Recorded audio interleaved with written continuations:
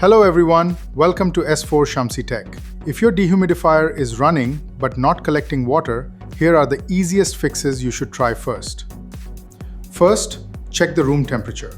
If it's below 65 degrees Fahrenheit, the coils may freeze and stop collecting moisture. Next, lower the humidity setting to around 35 or 40% so the unit keeps removing moisture. Now clean the air filter.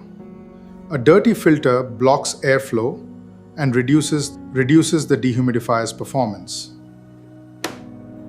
If the coils are covered with ice, turn the unit off and let it thaw completely before restarting. Empty the water bucket, reinstall it properly, and make sure the floats freely. If you're using a drain hose, make sure it's not kinked and always slopes downward. If the fan is running but there's no vibration or cooling, the compressor may have failed. A refrigerant leak can also prevent the unit from collecting water. This usually requires professional repair. Thanks for watching S4 Shamsi Tech. Don't forget to like, subscribe, and turn on notifications for more appliance repair tips.